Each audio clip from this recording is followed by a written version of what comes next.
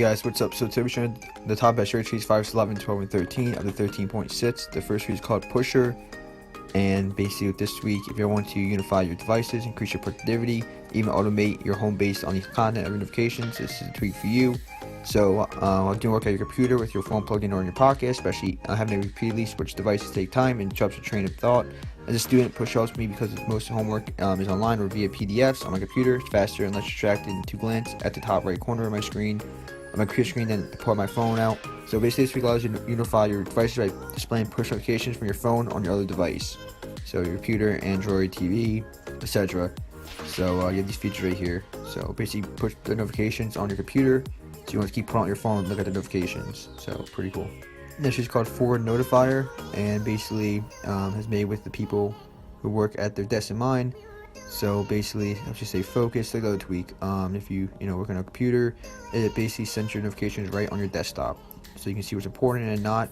So it's just more productivity because you always pull on your phone to see who texted you or what notification came off. But this has sends it right to your your desktop, so you don't have to pull out your phone every time. Let's just call it Blob, and basically you see with the right here with your albums. It's just called Bocce 4, and basically it's a brand new Bocce with Parlay page layout support. You can control your icon layout with a quick swipe up on the home screen. So you can see that's what it looks like. It's just called Placeholder, and basically you never need an empty icon again. So I know you just hate it when a developer adds settings to your tweak but don't include a settings icon. Yeah, it really annoys me too. With Placeholder, you never see an empty icon again. This is called Sources Manager, and basically copy all repos by one click to add it to another package manager. This is called Picture Module. Decorate your control center with images, videos, and widgets. So it's kind of like an iOS 14, feature, but it's for iOS 13. This is called Docky, Dock Customizer. This is called Big Bang Ev, and select content in your chat, browser, edit, Big Bang menu to bang all words to pieces until you want to copy. This is called Billy Downloader, and another tool is called Magic Sign, and that's an application sign tool. But with Billy Downloader, download and export any videos to the Billy app. This is called Fake GPS, Fake GPS Pro, and changes your iPhone's location. Works on iOS 5.1.1 up to iOS 13.5 on all iOS devices. You can see what it supports. This is called Shortmoji, and basically brings back life into your keyboard with Shortmoji, adds quick access to emojis and pasteboard shortcuts in its stock keyboard. So you have a bunch of features. This is called Selector, and select text to search or translate. This is called Snowboard, and it's a lightweight spiritual successor legendary winterboard theme and engine. It's basically a theme and tweak that supports iOS 7 and up.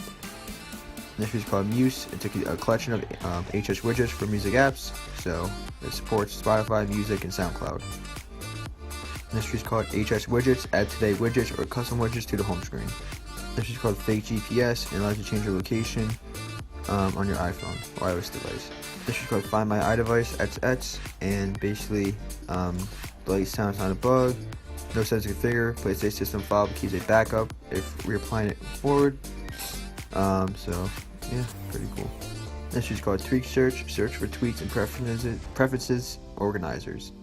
This is called Combination Lock. Combination Lock for passcode entry. This is called UPIP. Enables picture-in-picture native. Enables picture-in-picture on the native YouTube app. This is called Titan, and enables picture-in-picture on Netflix, YouTube, Hulu, Twitch, Disney Plus, Amazon Prime Video, ESPN, and Flex.